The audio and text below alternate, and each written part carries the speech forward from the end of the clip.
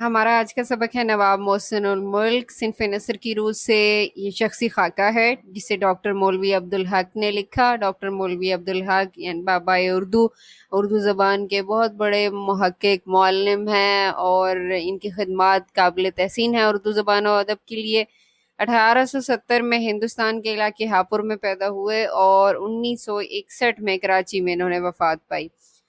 نواب محسن الملک کے حوالے سے ہم بات کریں تو سید مہدی علی خان ان کا اصل نام تھا نواب محسن الملک۔ ان کو عوام کی طرف سے ان کی خدمات کے صلے کے طور پر خطاب ملا تھا، اور اس شخصی خاکے کے اندر نواب محسن الملک کی شخصیت کی چیدہ چیدہ خوبیوں کو تحریر میں لایا گیا ہے۔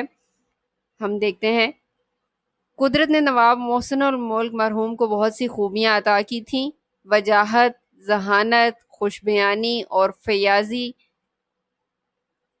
ان کی ایسی عام اور ممتاز صفات تھیں کہ ایک راہ چلتا بھی چند منٹ کی بات چیت میں معلوم کر لیتا تھا۔ ممتاز، معروف، وجاہت وجیح سے بنا ہے۔ وجاہت کہتے ہیں خوبصورتی کو، انگریزی میں جس کو آپ گریسفل بھی کہتے ہیں۔ خوش بیانی، خوش کلامی، اچھے طریقے سے بات چیت کرنا، بات چیت کی خوبیوں سے پوری طرح بہرہ مند ہونا۔ فیاضی، سخاوت۔ خطاب یا نام اٹکل سے رکھ دیے جاتے ہیں۔ مسمہ کی خصوصیات کا ان میں مطلق لحاظ نہیں ہوتا۔ نام رکھتے وقت تو ممکن ہی نہیں، عطائے خطاب کے وقت بھی اس کا خیال نہیں کیا جاتا۔ اٹکل سے، بغیر سوچے سمجھے۔ مسمہ، اسم کہتے ہیں نام کو، مسمہ کہتے ہیں جس کا نام رکھا گیا ہوتا ہے۔ مطلق، بالکل۔ عطائے خطاب، خطاب دینا۔ خطاب وہ نام ہوتا ہے معروف کہ جو کسی شخص کی خدمات کی وجہ سے قوم کی طرف سے، عوام کی طرف سے اس کو ملتا ہے۔ اچھا جی، مصنف کے بقول مصنف کہتے ہیں جی کہ نواب محسن الملک میں بڑی خوبیاں تھیں، بہت سی خوبیوں کے مالک تھے، اور ان کی معروف خوبیوں میں وجاہت، بہت اچھی شخصیت کے مالک تھے، دیکھنے میں ان کی شخصیت بڑی باروب تھی۔ ذہانت ان میں بہت پائی جاتی تھی، خوش کلام تھے اور بڑے سخی تھے، اور یہ ان کی ایسی صفات تھیں کہ کوئی شخص پہلی ملاقات میں چند منٹ کی بات چیت میں ہی وہ یہ جان لیتا تھا، ان کی ان صفات سے واقف ہو جاتا تھا۔ مصنف کے بقول خطاب یا نام جو ہوتے ہیں ہمارے، وہ بغیر سوچے سمجھے رکھ دیے جاتے ہیں۔ نام کو تو ہم چھوڑیں، خطاب خاص طور پر ایسے ہوتے ہیں کہ جس کو خطاب دیا گیا ہوتا ہے اس کے ساتھ کوئی لینا دینا نہیں ہوتا، اس کے اندر وہ خصوصیات نہیں پائی جاتی ہوتی۔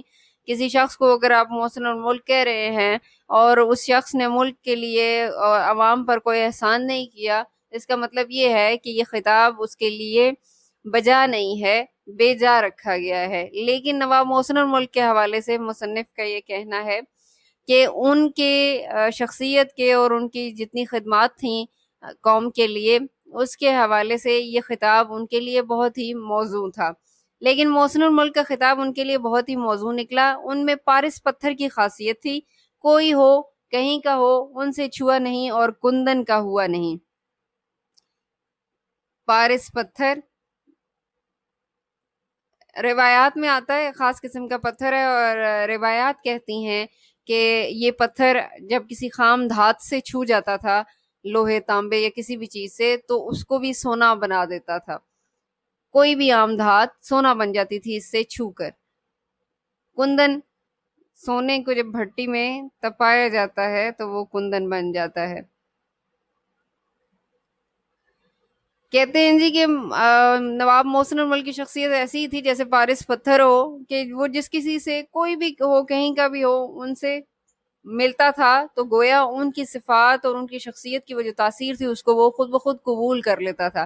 جیسی خوبیاں نواب محسن الملک کی شخصیت میں پائی جاتی تھیں، ویسے ہی ان سے ملنے والا ان کا اکتساب کر لیتا تھا ان خوبیوں کا، خود بخود وہ ان کی شخصیت کے اس دائرے میں ڈھلتا چلا جاتا تھا۔ اگر کسی نے سلام بھی کر لیا تو ان پر اس کا بار رہتا تھا، بوجھ رہتا تھا، خود پر بوجھ سمجھتے تھے، یعنی اس کا جب تک اس کا معاوضہ نہ کر لیتے انہیں چین نہ آتا. معاوضہ، بدلہ، کہ اگر کوئی سلام کرنے میں ان سے پہل کر لیتا تھا تو وہ اس بات کو یاد رکھتے تھے، اور آئندہ جب کبھی وہ شخص ان سے ملتا ہوگا تو وہ پہل کرتے تھے سلام کرنے میں، یعنی اس پہلے سلام کرنے کا وہ معاوضہ اس کو لوٹاتے تھے، ورنہ بے چین رہتے تھے. یہاں تک کہ وہ اپنے دشمن کو بھی نہ بھولتے تھے، اور یہ میں ذاتی علم سے کہتا ہوں کہ وہ بھی ان کے زیر بار منت تھے. زیر بار منت ہونا، ممنون احسان ہونا، احسان مند ہونا.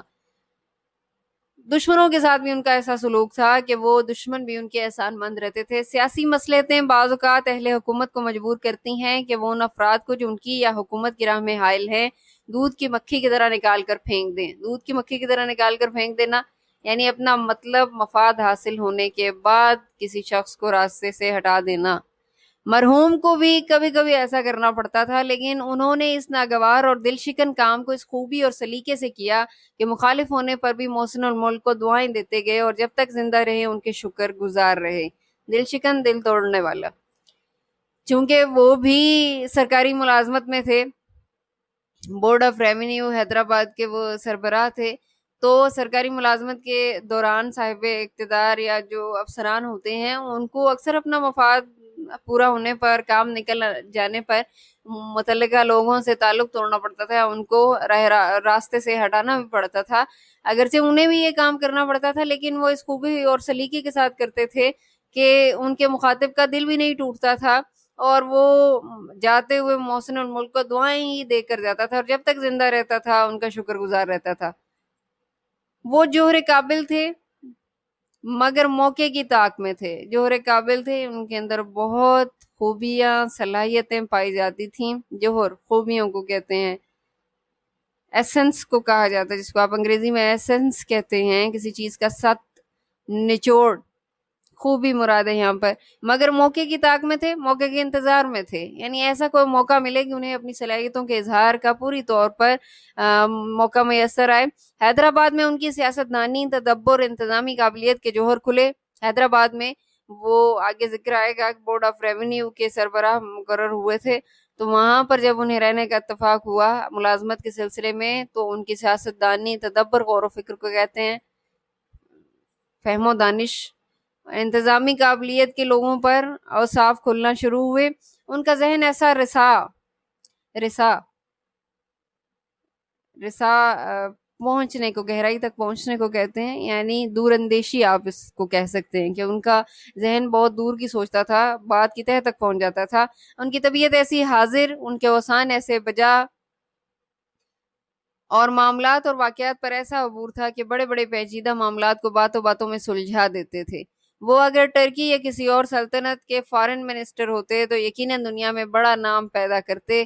بڑے بڑے مدبر ان کا لوہا مان گئے تھے. فارن منسٹر، وزیر خارجہ جس کو آپ کہتے ہیں، آپ کہہ سکتے ہیں اس کو ترکی مراد لیے جا رہا ہے. ایک مثال دی ہے اس مصنف نے. کہنے کا مقصد یہ ہے کہ اگر ان کو وزارت خارجہ میں کہیں باہر کے کسی اور ملک میں رہنے کا اتفاق ہوتا تو وہ بڑے معروف ہوتے اور بھی بڑا نام وہ کماتے، اور بڑے بڑے مدبر صاحب فہم و دانش لوگ بھی ان کا لوہا مان گئے تھے. ان کی صلاحیتوں اور قابلیتوں کا انہوں نے اعتراف کیا تھا، جو ان سے ملتا تھا ان کی قابلیتوں کا معترف ہو جاتا تھا. یوں تو انفرادی اور اجتماعی حیثیت سے نواب صاحب مرحوم کے احسانات حیدرآباد اور اہل حیدرآباد پر بے شمار تھے، لیکن ریاست کے نظم و نسق میں چند چیزیں خاص ان کی یادگار ہیں. حیدرآباد میں وہ ملازمت کے سلسلے میں مقیم تھے، سو حیدرآباد کے لوگوں پر انہوں نے بے شمار احسانات کیے تھے. نظم و نسق، انتظام و انصرام، اس سلسلے میں ان کی چند خدمات ناقابل فراموش ہیں. مثلاً ریاست کا بجٹ نواب صاحب نے مرتب کرنا، ترتیب دینا. ریاست حیدرآباد کی بات ہو رہی ہے، حیدرآباد دکن کی. اور مصر کے بجٹ کے نمونے پر تھا جو وہاں انگریزی نگرانی کے بعد پہلی بار تیار ہوا تھا. حیدرآباد ریاست کا بجٹ انہوں نے مرتب کیا تھا اور وہ مصر کے نمونے پر تھا. مصر کا جیسا بجٹ بنایا گیا تھا ویسے ہی انہوں نے حیدرآباد کا بنوایا، اور جو ہندوستان میں انگریزی نگرانی کے بعد پہلی بار تیار ہوا تھا اس طرح کا بجٹ۔ بندوبست کا محکمہ بھی انہی کا قائم کیا ہوا تھا جس نے اراضی کی پیمائش کا کام کیا۔ بندوبست کے محکمے نے اراضی کی پیمائش کا کام کیا تھا۔ یہ ان کی اہم خدمات کا تذکرہ ہو رہا ہے۔ اس کے علاوہ فنانس اور مال گزاری میں بہت سی اصلاحیں کی۔ مال گزاری سے مراد بھی محکمہ مالیات ہے، فنانس یا آپ اس کو کہہ سکتے ہیں۔ اس میں بہت ساری اصلاحات کی تھی انہوں نے، جن کی تفصیل کا یہ موقع نہیں، یہ ان کے سوانح نویس کا کام ہے۔ سوانح نویس کہتے ہیں حالات زندگی لکھنے والا، سوانح زندگی کو کہتے ہیں۔ وہ کہتے ہیں جی، مصنف کہتے ہیں چونکہ ایک شخصی خاکہ ہے اور شخصی خاکے میں کسی بھی جس شخص پر وہ لکھا گیا ہوتا ہے اس شخص کی خوبیاں جو ہوتی ہیں ان کا مختصر جائزہ لیا جاتا ہے، اہم خوبیوں کا تذکرہ ہوتا ہے، نہ کہ تفصیلات میں جاتے ہیں۔ سو مصنف کے بقول یہ جو کوئی ان کے حالات زندگی ترتیب دے گا، لکھے گا، وہ اس پر مفصل روشنی ڈال سکتا ہے۔ ہم کچھ جامع باتیں کر رہے ہیں اس سبق میں۔ حیدرآباد میں بڑے بڑے لوگ آئے اور گئے، لیکن اب تک کسی کو وہ مقبولیت اور ہر دل عزیزی حاصل نہیں ہوئی جو نواب محسن الملک کو ہوئی۔ ہر دل عزیز ہونا یعنی ہر شخص کے دل میں گھر کر لیتے تھے، تمام لوگ ان کو پسند کرتے تھے، اپنے دل میں جگہ دیتے تھے۔ ہمارے ملک میں خوش آمدیوں کی کوئی کمی نہیں، وہ ہر بڑے اور صاحب اقتدار آدمی پر اس طرح ٹوٹ کر گرتے ہیں جیسے شہد پر مکھیاں، یعنی لوگ ان کے گرد اکٹھے ہو جاتے تھے، مجمع لگا رہتا تھا اپنے مفاد اور اغراض کے لیے۔ لیکن سچ اور جھوٹ کا امتحان اس وقت ہوتا ہے جب وہ بڑا آدمی اپنے اقتدار یا منصب سے محروم ہو جاتا ہے۔